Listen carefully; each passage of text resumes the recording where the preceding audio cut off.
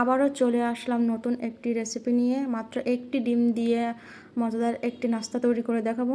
তো চলুন। Hello everyone, আসসালামু আলাইকুম। কেমন আছেন সবাই? আশা করি সবাই অনেক ভালো আছেন। আলহামদুলিল্লাহ আমি অনেক ভালো আছি। তো চলুন রেসিপিটা শুরু করি। এখানে সেদ্ধ করা 2টা আলু নিয়েছি। এখন এক সাইডে রেখে একটা বোলে 1 কাপ ময়দা নিয়েছি। তারপর 1 চা চামচ কর্নফ্লাওয়ার, স্বাদ মতো লবণ, আর রেগুলার রান্না করার তেল 1 টেবিল চামচ। এগুলো দিয়ে ভালো মতো মাখিয়ে নিতে হবে যত সময় মুঠে দলা না পাকে। অল্প অল্প পানি অ্যাড করে মাখতে হবে যাতে ডোটা নরম না হয়ে যায়, সেদিকে খেয়াল রাখতে হবে। দেখুন এখানে ডোটা হয়ে গেছে। এখন আমি রান্না করার 1 টেবিল চামচ তেল এখানে দিয়ে এটারে রেস্টে রেখে দেব 10 থেকে 15 মিনিট মতো। তারপরে সে আলুটা ম্যাশ করে নিচ্ছিলাম। গরম আমি চামচ দিয়ে ম্যাশ করছিলাম কিন্তু হচ্ছিল না, বিদায় হাত দিয়ে আমার এটারে মাখাতে হচ্ছে। ভালো করে এটারে ম্যাশ করতে হবে যাতে কোনো রকম আলুর ভিতরে শক্ত না থাকে। চুলায় চলে যাচ্ছি।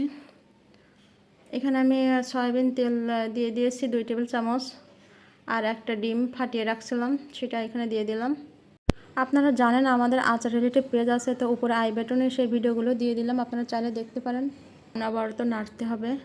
নাড়তে নাড়তে এক পর্যায়ে এরকম হয়ে যাবে, তখন হালকা একটু লাল টাইপের হয়ে গেলে নামিয়ে নিতে হবে। আমি এখন নামিয়ে নিচ্ছি। একই তেলে এখন দিয়ে দিচ্ছি 1/2 চা চামচ আদা কুচি, 1 টেবিল চামচ রসুন কুচি দিয়ে হালকা একটু নেড়ে চেড়ে এখন দিয়ে দেব একটা পেঁয়াজ কুচি।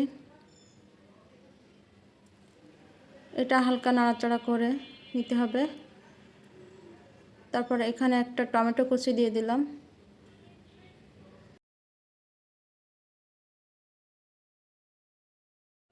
এখন হালকা নেড়ে চেড়ে দিতে হবে। এ পর্যায়ে আমি 2টা কাঁচামরিচ কুচি দিয়ে দিলাম।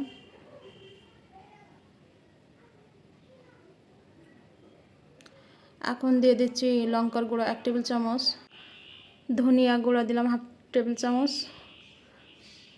হলুদ দিলাম 1/2 টেবিল চামচ, লবণ পরিমাণ মতো। এখন এটারে ভালো মতো একটু ভেজে নিতে হবে। তারপর এখানে সেই ডিম ভাজাটা দিয়ে দিচ্ছি। এখন এটা আরেকটু ভাজতে হবে। ভাজে আমি এখন নামিয়ে নিচ্ছি। তারপর সে আলু ম্যাশ করার উপরে একটা পেঁয়াজ কুচি দিয়ে দিলাম, 2টা কাঁচামরিচ কুচি দিয়ে দিলাম, স্বাদ মতো লবণ। এখন সেই ভেজে রাখা ডিম আর টমেটো দিয়ে দিলাম। এখন এগুলো সব একসাথে মাখিয়ে নিতে হবে। মাখানো হয়ে গেলে পুরটা এক সাইডে রেখে দেবো। এখন ডোটা একটু মুথে নেব। দেখুন ডোটা কত নরম সফট হয়েছে।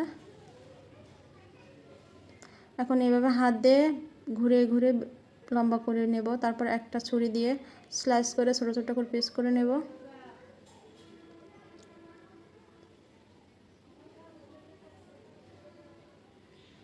এভাবে হাতের সাহায্যে গোল গোল করে সব কয়টা আমি গোল করে নিয়েছি। এখন একটা বেলে আপনাদের দেখাচ্ছি।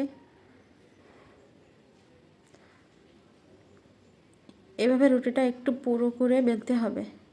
তারপর এখানে সেই পুরটা দিয়ে দিচ্ছি।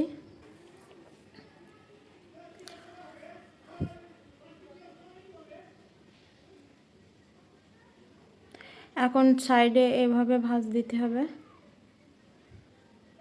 দেখুন এই ভাঁজটা যদি ভালো মতো না হয় তাহলে কিন্তু তেলে দেওয়ার সাথে সাথে ফেটে যাবে। আপনাদের সুবিধার্থে আমি আরেকটা নাস্তা বানিয়ে দেখাচ্ছি।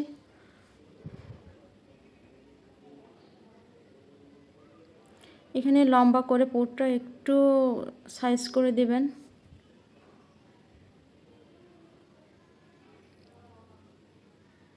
তারপরে এই যে সাইডে রুটিটা ভাঁজ করে উপরে দেবেন। তারপরে এই সাইডে ভাঁজ করে দেবেন। তারপর ওই সাইডে একটু পানি দিয়ে দিবেন, তাতে করে হয় রুটিটা আঠার মতো লেগে থাকবে, ফাটবে না। এভাবে আমি সবগুলো নাস্তা বানিয়ে নিয়েছি। এখন চলে যাব চুলায়। কড়াই তেল দিয়ে হালকা গরম অবস্থায় নাস্তাগুলো দিয়ে দিচ্ছি। এই নাস্তাগুলো হালকা আছে ভাজতে হবে। তারপর আমি এখানে একটা উল্টে দিচ্ছি, এপাশ ওপাশ করে সবগুলো উল্টাই দিচ্ছি। বেশি নাড়াচাড়া করা যাবে না, তাহলে ভেঙে যাবে। আস্তে আস্তে এভাবে ব্রাউন কালার হয়ে গেলে নামিয়ে নিচ্ছি। তো তৈরি হয়ে গেল আমাদের মজাদার নাস্তা। এই মজাদার নাস্তাটি সবাই একবার হলেও ট্রাই করবেন।